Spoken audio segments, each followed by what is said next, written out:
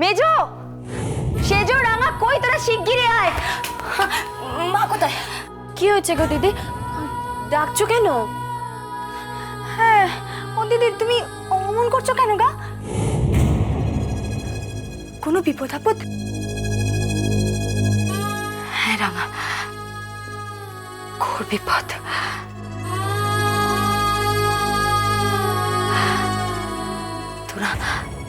তোরা যেভাবেই হোক সময় ঠাকুরকে কবর দে।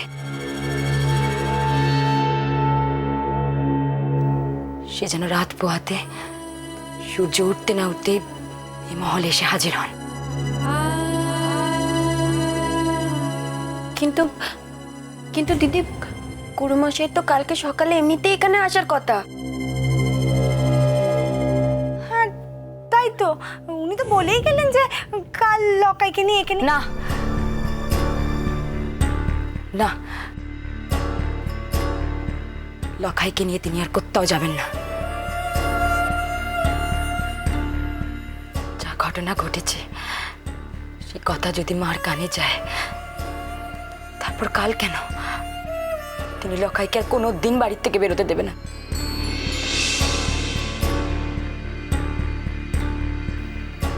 কোনো দিন না।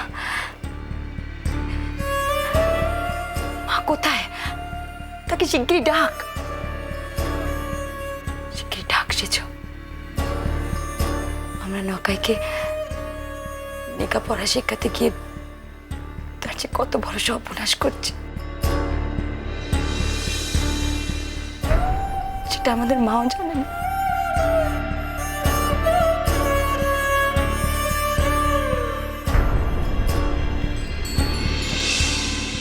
তোমার পায়ে পড়ি বৌদিমা, তোমার পায়ে পড়ি। মাকে কিছু বলো না, মাকে বললে মা আবার আমায় ঘরে বন্ধ করে রাখবে।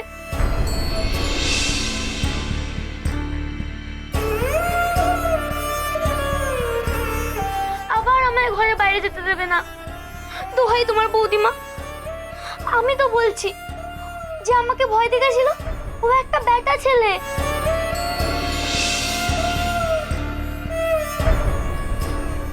ও একটা বেটা ছেলে বৌদিমা, ও একটা বেটা ছেলে।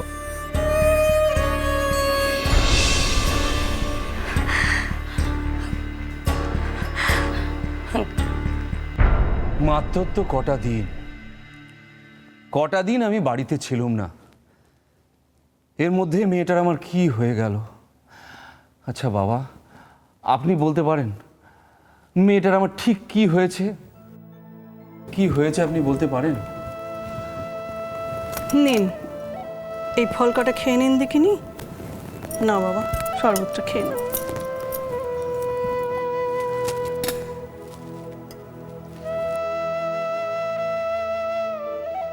তুমি ফিরে এসেছো সায়। সংসারের কর্মী পুরুষ মানুষ যদি সংসারের বাইরে থাকে বড় দিশেহারা লাগে বাবা। এই বিপদের সময় তুমি না এলে সংসারের হাল ধরতো কে বলো দেখিনি? হ্যাঁ, এই যে বৌমার এই অন্ন জল ত্যাগ করার একেবারে ধনুক ভাঙা পণ, এই কেই বা ভাঙাতো বলো? তোমার বৌমাকে তো তুমি চেনো মা। এমনি এমনি আমার মুখের কথায় সে তার পণ ভাঙেনি। সে আমার কাছ থেকে কথা আদায় করে নিয়েছে। বেউলাকে ঘরমুখো করে শিগগিরই তার বিয়ের ব্যবস্থা করতে হবে। আমি তোমার সঙ্গে একমত ছাড়। দেখো, কন্যারত্ন এ হচ্ছে পরের কাছে গচ্ছিত রাখা ধন, তা সেটা যত তাড়াতাড়ি সম্ভব যার ধন তার কাছে সমর্পণ করাটাই তো ভালো, নাকি? শোনো, আর দেরি করবে না, বুঝলে সায়, এক্ষুনি ঘটকির কাছে খবর দাও। না না, ঘটকি নয়, আমি বড় ঘটক ঠাকুর মশাইকে খবর পাঠিয়েছি। তিনি বাড়িতে এলেন বলে। শুভ কাজে দেরি করা ঠিক নয়। কিন্তু এর মধ্যে একটা কথা আছে বাবা। তোমরা তো সবাই বেউলার স্বভাব জানো। এই বের কথা শুনে সে না আবার একেবারে হুলুস্থুল বাঁধায়। না না, সে ভয় নেই। আমি দেখে এলুম, সে এখন দিব্যি ঘুমোচ্ছে। এরকম অসময়ে ঘুমোচ্ছে? কি জানি বাবা, তোমার মেয়ের যে কি হয়েছে। হ্যাঁ, এখন সে ঘুমিয়ে থাকতে থাকতে ঘটক ঠাকুর এলে হয়। সাইমশাই আছেন নাকি? ওই ওই বুঝি ঘটক মশাই এলেন। দেখি। সাইমশাই, ও সাইমশাই, আরে ঘটক মশাই এসে গেছে।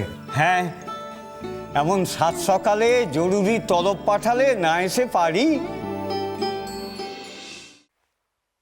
প্রয়োজন আছে তাই জরুরি তলব পাঠানো হয়েছে। কারণটা জানতে পারি মা? আসলে আমি তো একটু পরে নিজেই আসছিলাম, কিছুক্ষণের মধ্যেই লক্ষিন্দরকে। যা ঘটেছে তারপর আর দেরি করা যায়নি। আমি ধৈর্য ধরে রাখতে পারছিলাম না। কাল লক্ষিন্দরকে আপনি কোথায় নিয়ে গেছিলেন? কেন মা? আমি তো বলে গিয়েছিলাম উজানিনগর। সেখানে ওর কার সাথে দেখা হয়েছে যে ওকে ভয় দেখিয়েছে?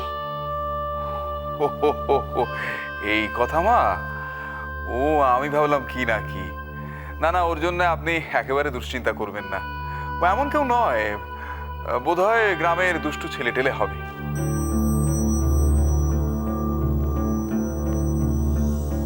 হবে?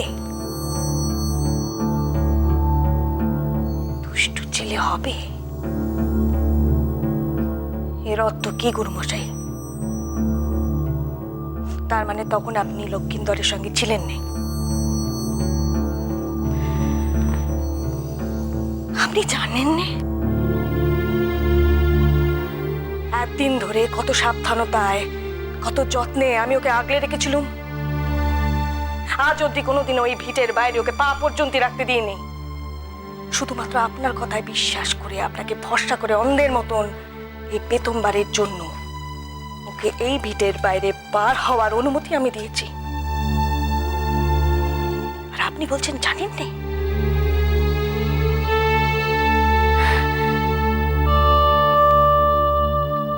কার সঙ্গেও দেখা হয়েছে, কে ওকে ভয় দেখিয়েছে, তাও আপনি বলতে পারছেন না।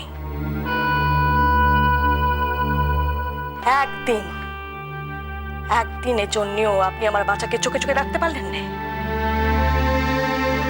না, আসলে আমি তখন লক্ষিন্দরের জন্য। থাক, লক্ষিন্দরের জন্য আপনাকে আর কিচ্ছুটি ভাবতে হবে না। আজ থেকে এই ভিটেতে, এই চার দেওয়ালের মধ্যে বসেই আপনাকে শিক্ষাদান করতে হবে। আজ থেকে লক্ষিন্দরের বাড়িতে যাওয়া বন্ধ। এ কি বলছেন মা? আপনি যদি কাল একবারটি দেখতেন এই চার দেয়ালের বদ্ধ পরিবেশ থেকে ছুটি পেয়ে আমাদের লক্ষিন্দর কত খুশি হয়েছে।